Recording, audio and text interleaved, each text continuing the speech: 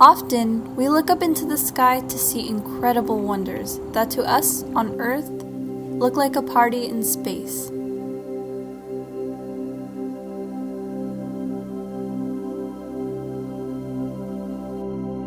If we know where to look, we can see fiestas such as the explosive fireworks galaxy or the joyous Christmas tree nebula. Let us spiral into space through a sea of twinkling stars, glimmering like lights at a festive event.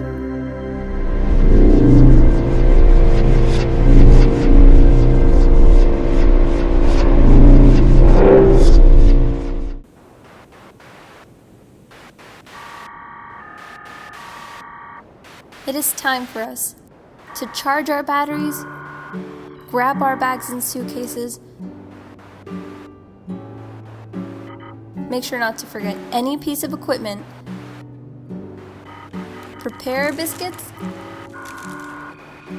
and get on the road to escape the lights of the city.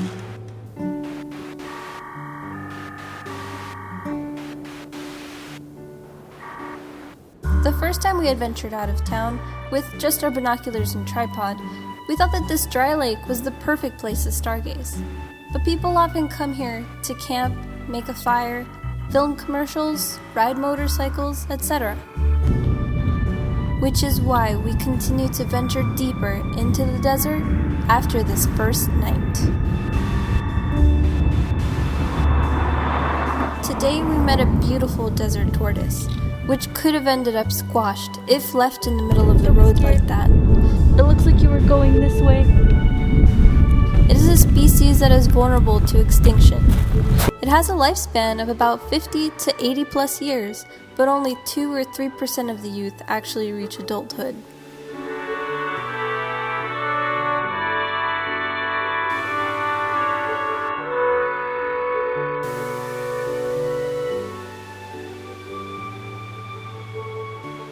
But no time to waste. We still have a little ways away until we reach Nelson's Landing before sunset, so we can set up all of our gear easily.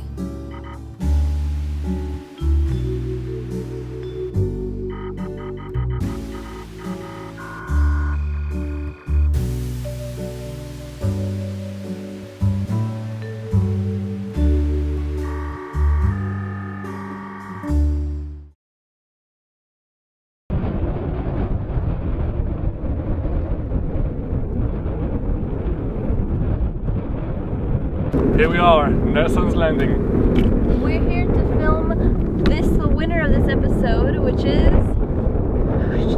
The Sombrero Galaxy.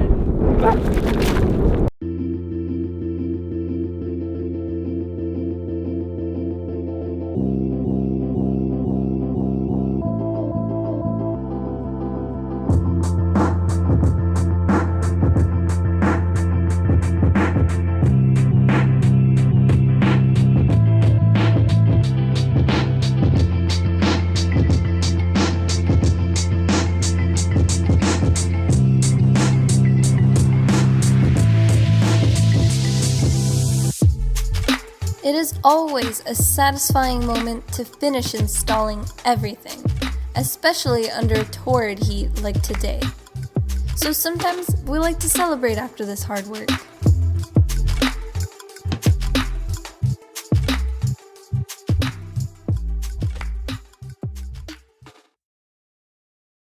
Now that everything's mounted, it's still a little sunny, so we do have to wait. It kind of gets boring sometimes, but we're here too early, so better be too early than too late. At least we can go home earlier. It's a labor of love. The telescope is balanced, and this is a test.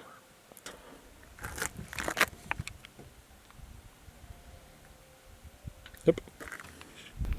We're about to take a test shot of M104 as it is dark enough already.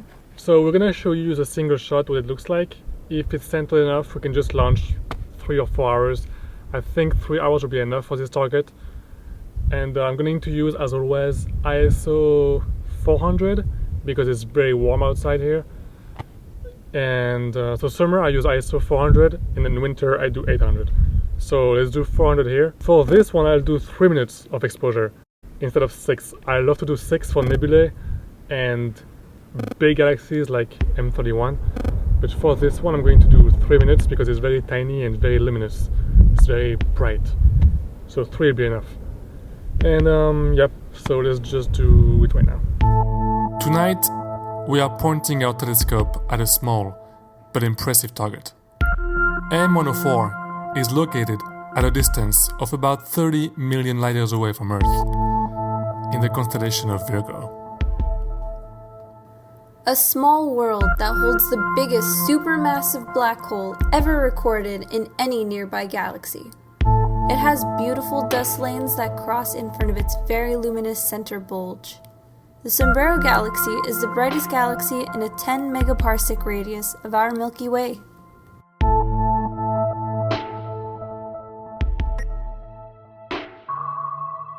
So I'm about to put the camera inside the telescope. So my settings here are bulb mode, so we can do very long exposures with the intervalometer. Then we have F stays at 0 because it's about telescope, so we cannot change that. ISO is pretty warm right now, so I'm gonna do 400 instead of 800. And then we have nothing else. That's pretty much it. So white balance stays like it is for us. Just automatic, it won't change anyway. This is standard, and focus is manual, of course. And yep, that's all there is as settings. As soon as we launch our first photo, we like to use those few minutes to close our bags and put them aside so we don't trip in the dark. A piece of advice, if you're imaging in the wild, always check that no insect or reptile sneaks in your stuff. We have a praying mantis here. It's the first time I see one in real life. I mean, in the wild. Tonight it was just this cute little guy, but it could have been something way scarier, like the creature we saw in episode 2 of Galactic Hunter. We also have mice that love to join us, mostly because they often try to steal our snacks. Mice attract snakes and coyotes, so always be on the lookout. Okay, so we are doing M104. As you can see, it's pretty tiny. This is my camera screen. This is a 3-minute exposure. We are going to do 3-minute exposures because this is not a very detailed target in general. So 6 minutes would be maybe overkill. So let's do about 3 hours on this one. 3 hours would be good enough, I think. Huh? Yep. Okay. Tonight, M104 was right next to Jupiter. Planets are brighter than any stars, so it was easy for us to quickly see the progress of our target in the sky over the hours without having to be near the telescope. This is important because we always need to make sure that we stop taking photos when our target starts reaching the light pollution dome in the west towards Las Vegas. Oh, that looks spooky. Okay, so we're gonna go around, since we're so bored, far from the telescope, and we're gonna go around and just explore stuff, find anything interesting, because this is really boring right now. We have no games, no movies to watch, and so let's try to find some cool stuff. I'm kind of afraid because I'm hoping we don't see any snakes. That would be terrible. There is Jupiter. Oh, there's mice over there. See, they live in the hole. On the off chance that it's a baby snake, let's get it. There's a hole. Look, there's a trail. Is that a snake trail or a mouse trail? Okay, this is getting too scary. There's a mouse over there. It's a kangaroo mouse.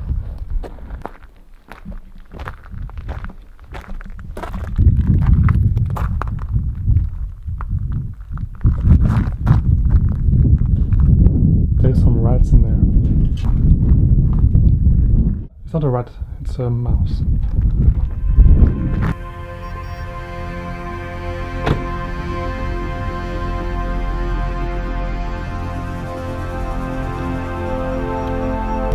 So the imaging tonight was a success, so now we can go home.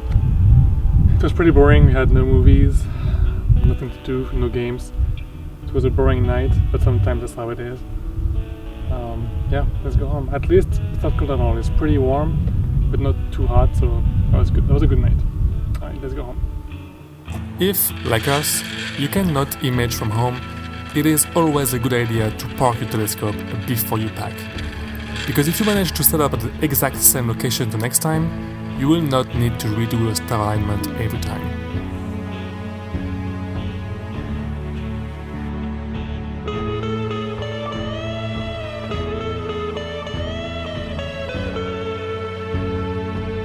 We came to capture the beautiful Sombrero, and we have it. We can never say it enough times about how satisfying it is to complete something that we came out here to do.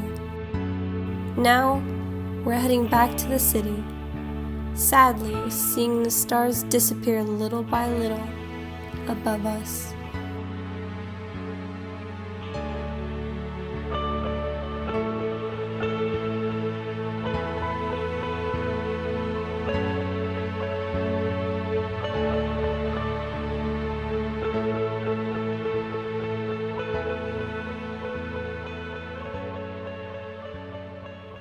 Alrighty, so it's the next day and we came in pretty late last night, so we were a bit tired.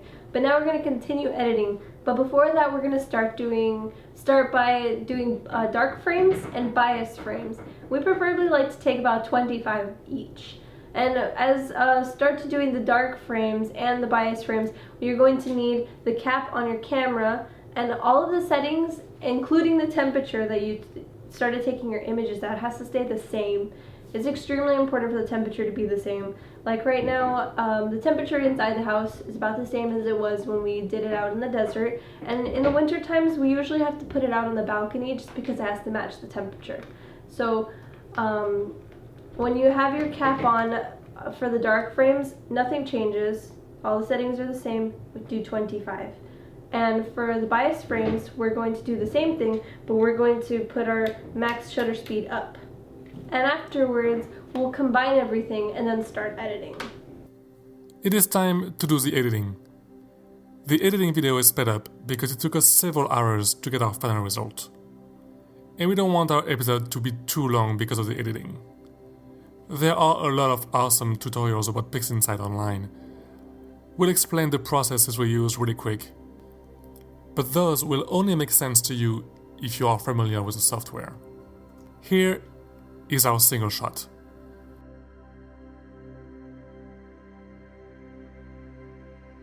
Linear phase. First is a DBE. We are using dynamic background extraction to fix the background.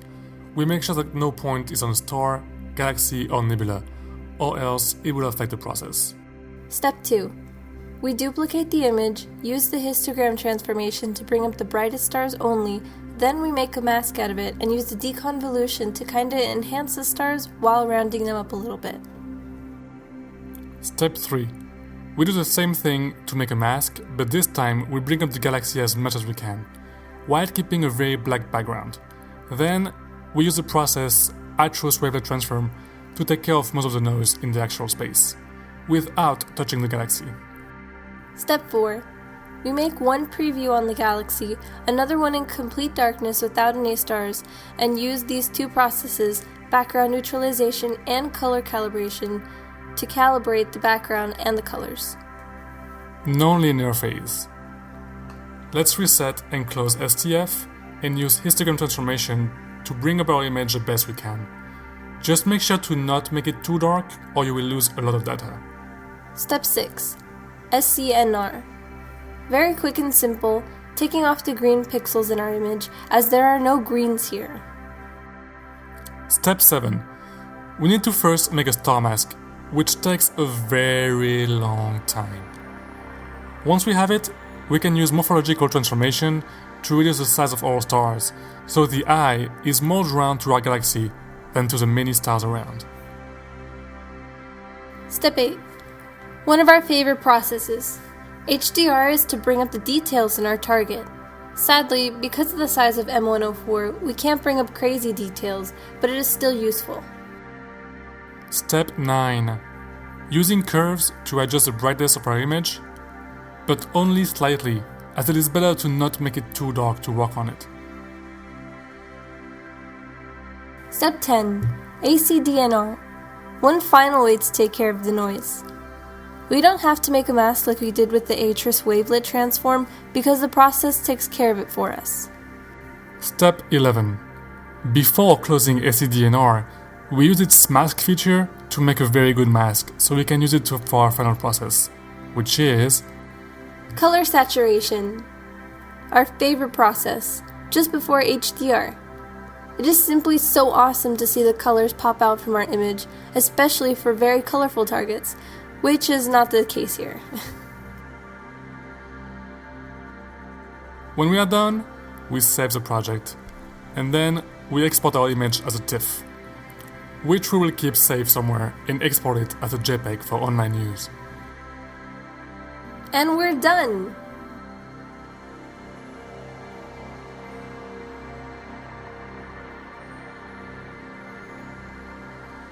Here we have it, M104, the tiny but super bright Sombrero galaxy, which will join the others in our ever-growing Messier catalog.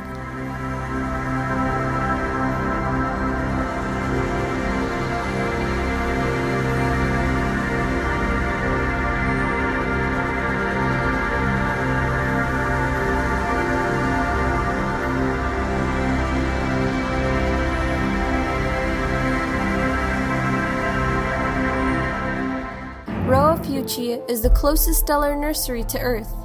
There are also two globular clusters, M4 and NGC 6144, buried behind Antares' haze. This target is twice the size of the Moon, so we cannot use our telescope this time. Instead, we need to use our camera and a 50-meter lens to capture this colorful cloud complex.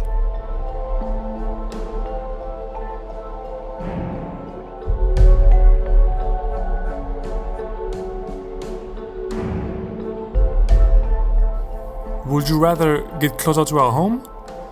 The interesting thing about pointing our telescope at the Moon is that it allows us to have extraordinary views of the craters. The Moon always shows the same face, which will allow us to admire the landing spots of the various Apollo missions.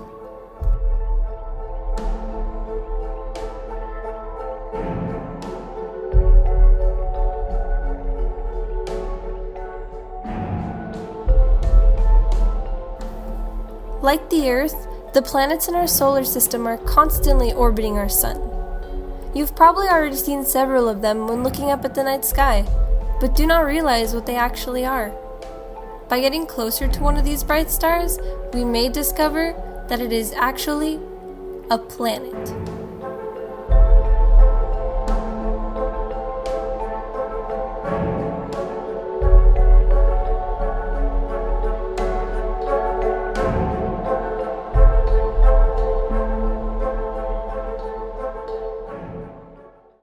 Alright, the fiesta is over. Thank you for watching as always. We hope you like this video of us capturing this small galaxy, which is the Sombrero galaxy. And as always, don't forget to check out our website, galactic-hunter.com, to see any other Messier objects and celestial things that we've captured already. And again, don't forget to vote for the next episode between those 3 targets, and we'll see you then. Clear skies!